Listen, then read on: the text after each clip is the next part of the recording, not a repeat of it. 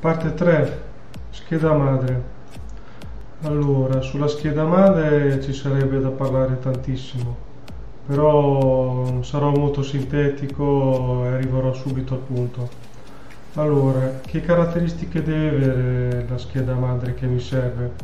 Dunque, deve avere almeno 6 connettori a 4 pin da poter collegare direttamente le ventole sulla scheda madre senza dover utilizzare degli sdoppiatori, che saranno comunque solamente dei cavetti in più che non mi servono, insomma.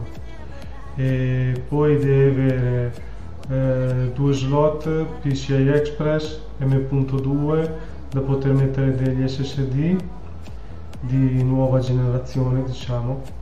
E in più deve avere anche due dissipatori già montati di serie su questi PCI Express per non dover ricomprare a parte.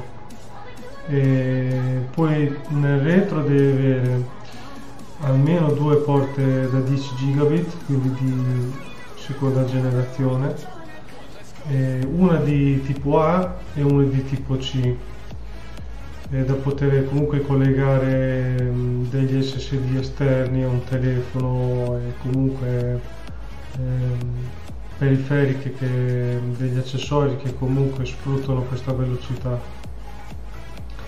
Poi ho visto che sulle nuove schede madri stanno già montando delle schede di rete da 2 gigabit e mezzo. Ancora attualmente questa velocità a casa io non ce l'ho sulla linea di casa, però magari se succede un miracolo che la Vodafone mi fa un upgrade fino a 2 giga e mezzo, almeno la scheda madre sarebbe già pronta, diciamo. E niente, allora l'idea iniziale era quella di prendere una scheda madre basata su chipset AMD e quindi anche processore AMD. Quindi nella fascia media troviamo il chipset B550. Cercando un po' in rete ho trovato una scheda madre della Gigabyte che corrispondeva, diciamo, perfettamente alle caratteristiche che mi servono. E adesso ci diamo un'occhiata.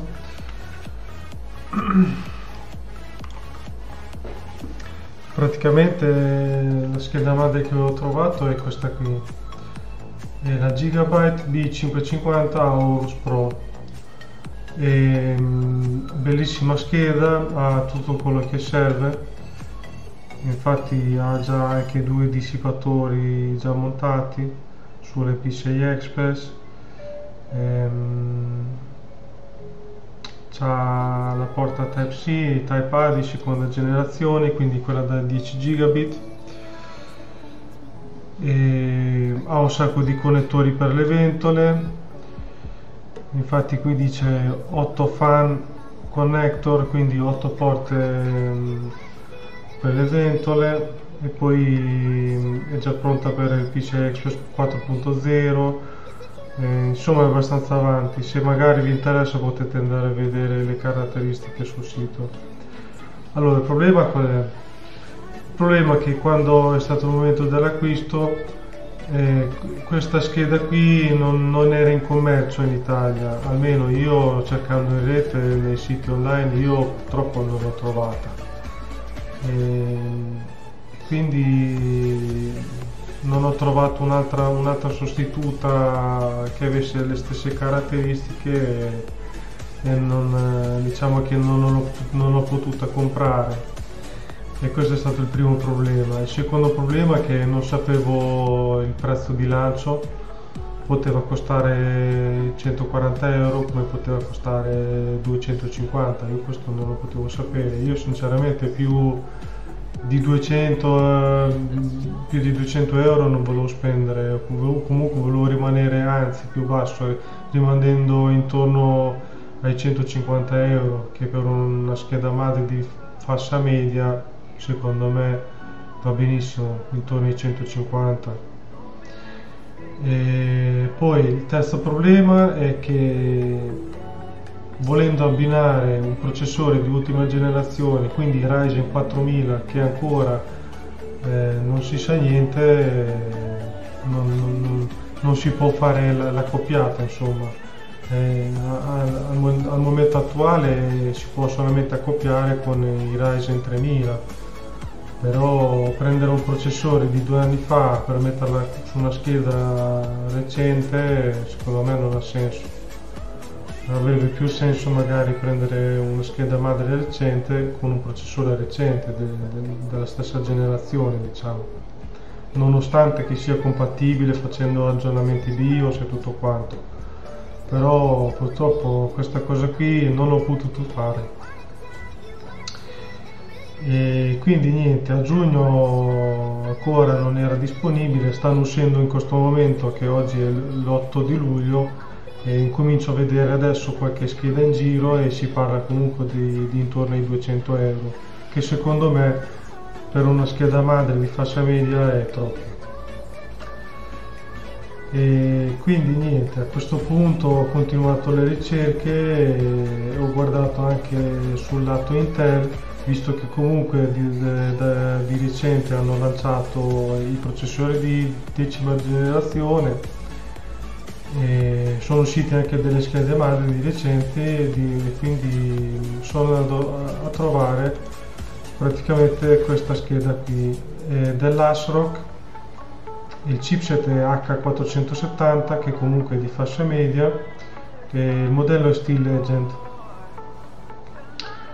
E dunque niente, qui ci fa vedere un po' le caratteristiche, le memorie. Il supporto di memoria arriva fino a 2933 MHz senza overclocking, che comunque sia a me sinceramente non interessa, nel senso che sì, in passato ho fatto anche degli overclocking, però in questo caso magari prendendo un processore abbastanza decente non ci sarebbe neanche bisogno di fare l'overclocking per andare a cercare di velocizzare, diciamo così, i processi di lavoro di qualche minuto, insomma, non è che si parla di grosse differenze.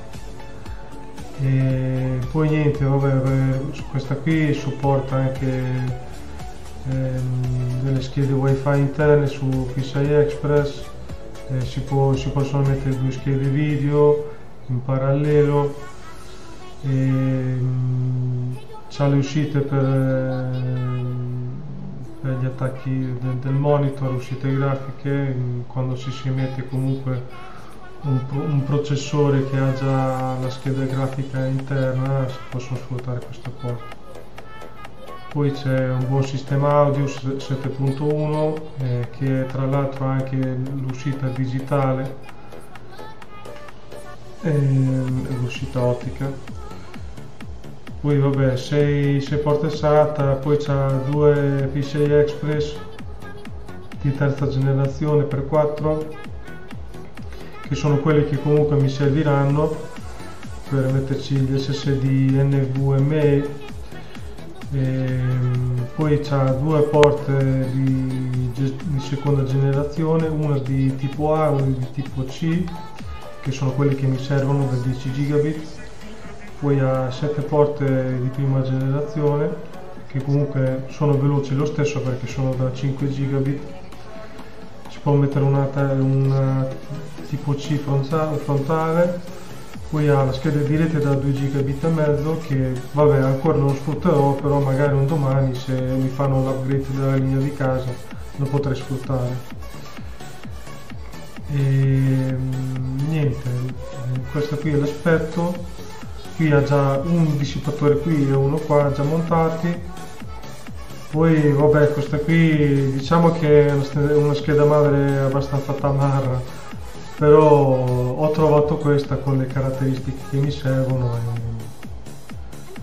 e diciamo che mi è piaciuta quasi subito. Poi ho fatto una ricerca per quanto riguarda i prezzi e comunque sia questa qui come prezzo è molto competitiva. Infatti l'ho trovata a 143 euro, che secondo me per una scheda madre del genere è un ottimo prezzo. Poi guardando un po' le caratteristiche ho visto che c'è la possibilità. Allora, questa qui è già pronta per il PCI Express 4.0, che ha già ha già le porte pronte, anche se comunque il processore non li sopporta ancora. Lì sicuramente dopo ci sarà da fare un aggiornamento del BIOS. E poi vabbè c'è l'audio cristallino, e questa qui praticamente è il BFB, il Base Frequency Boost Technology, dice che praticamente si possono utilizzare dei processori che non sono K, quindi non sbloccati. Per chi non lo sapesse, i processori di Intel che hanno la sigla K finale sono quelli che si possono sbloccare, cioè che si può facilmente aumentare la frequenza di base per sfruttare, diciamo così, meglio il processore. Si parla comunque di overclocking.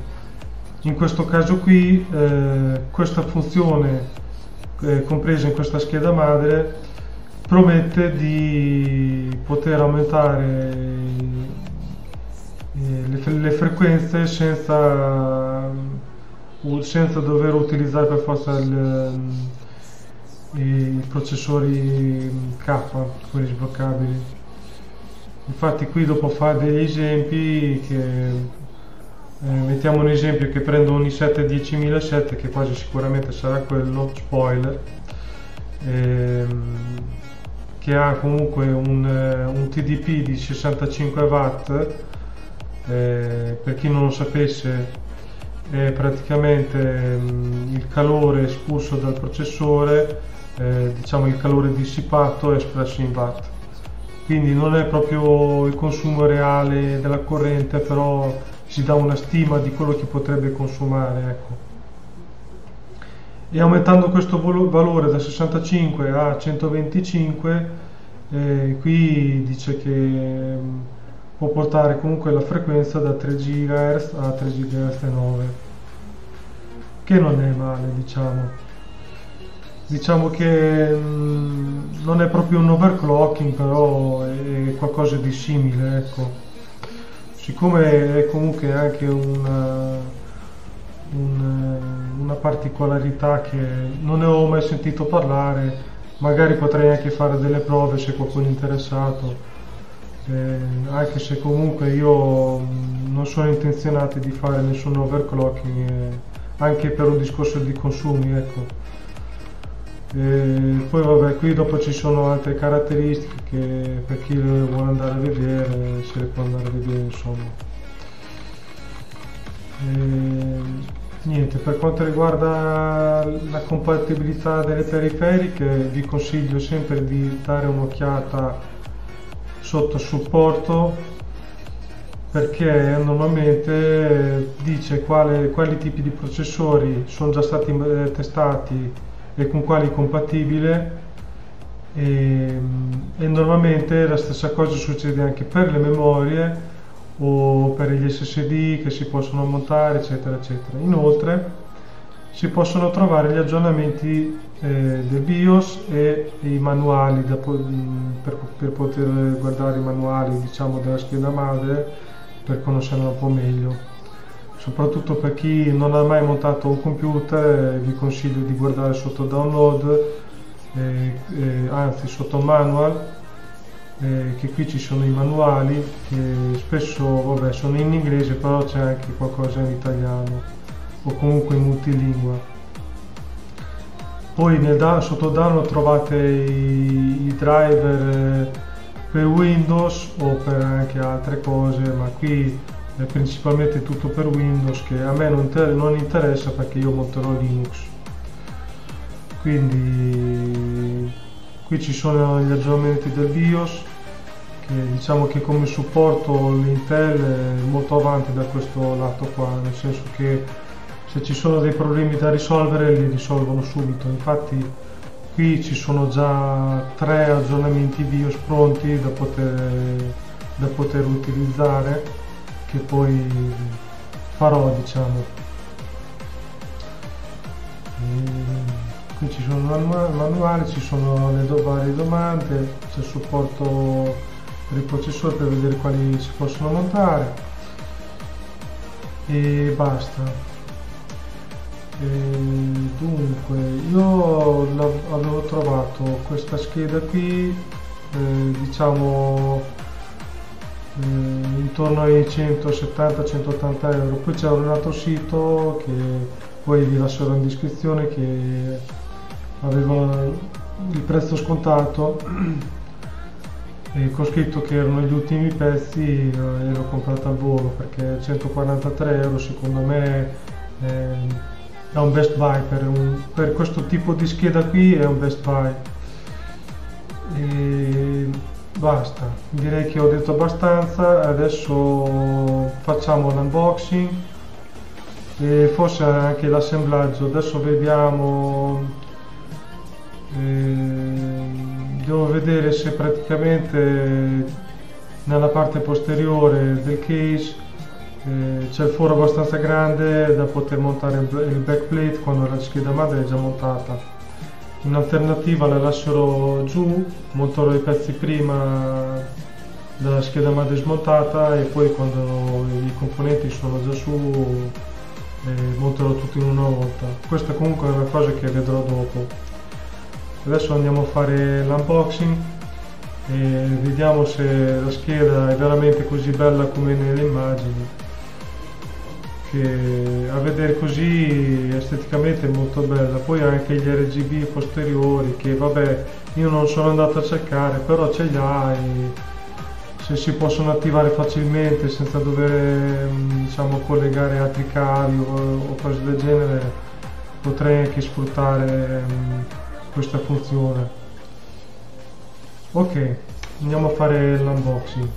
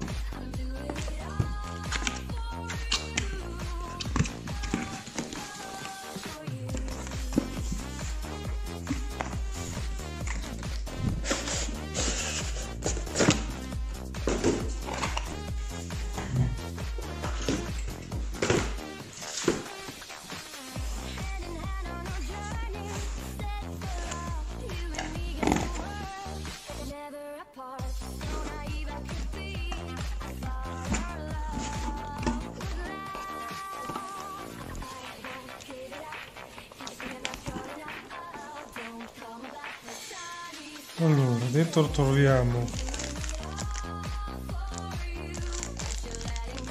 due cavi SATA, uno dritto, uno col becco a 90 gradi, la placchetta dietro,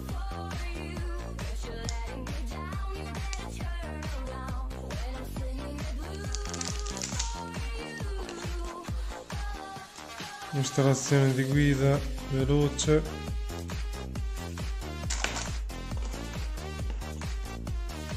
un altro manuale,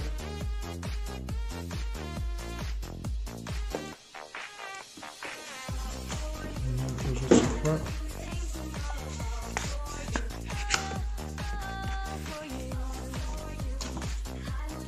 Allora,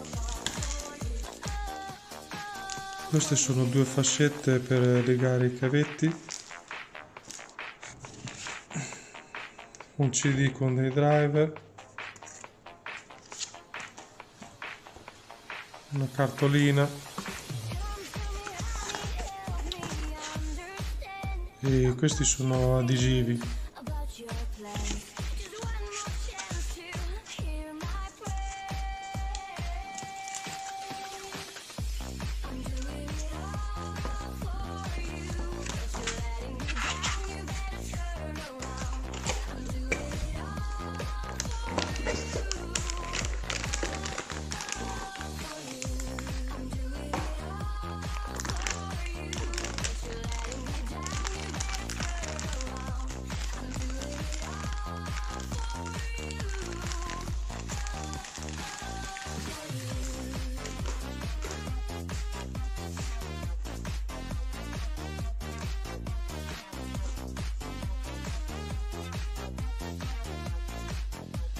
Allora, dal vivo devo dire che è molto bella sta scheda. Diciamo che dà tutta un'altra impressione, soprattutto i colori argentati sono più belli dal vivo rispetto all'immagine che fanno vedere sul sito.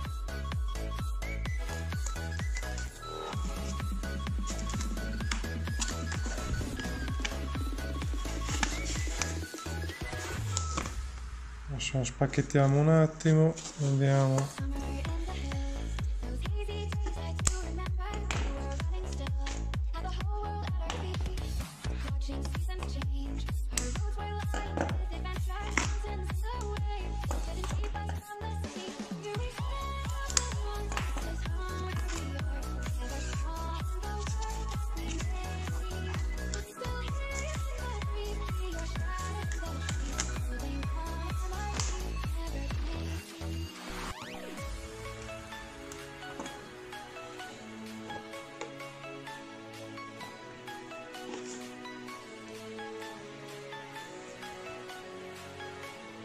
Facciamo una carrellata veloce delle porte.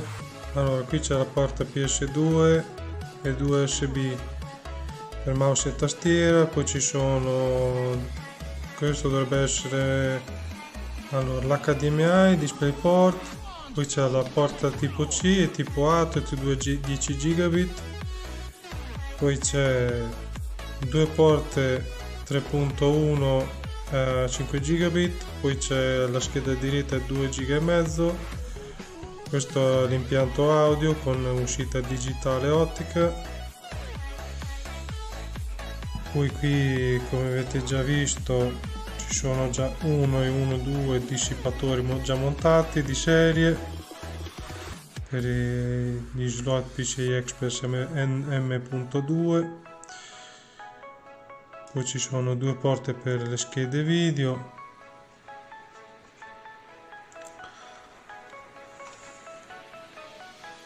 qui ci sono 4 porte SATA di fianco e 2 porte SATA sotto, poi ci sono un sacco di porte aggiuntive di tutti i tipi, connettori USB eccetera eccetera. Devo dire, scheda molto bella.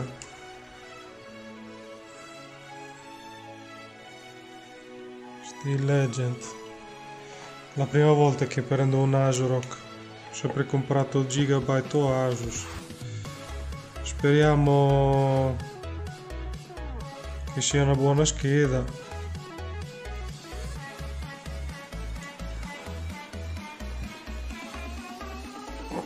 Qui poi ci andrà montato il backplate, che ci sono i fori, uno qui, uno qui, uno qui e uno qui. Per il dissipatore del processore.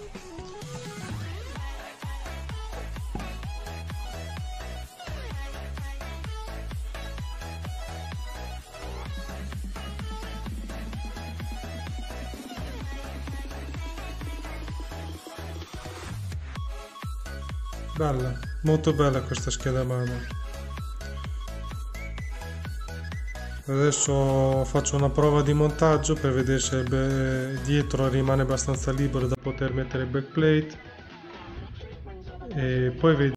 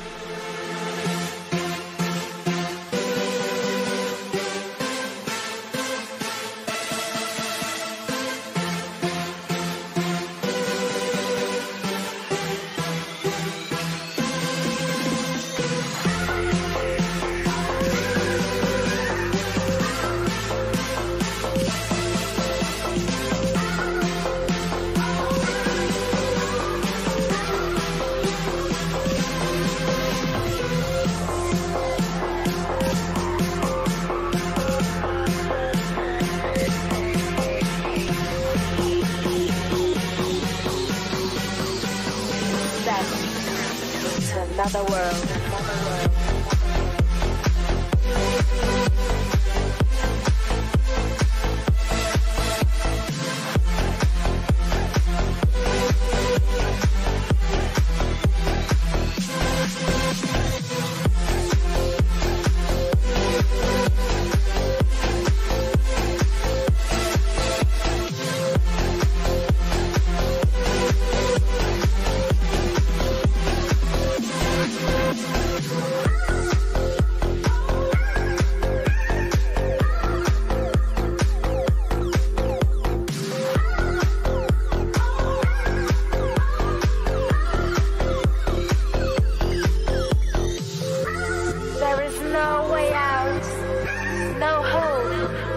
But the scorpion is coming. He will get you and infect you with his sound. Follow him into the place full of pleasure. Escape from the misery. Step into another world.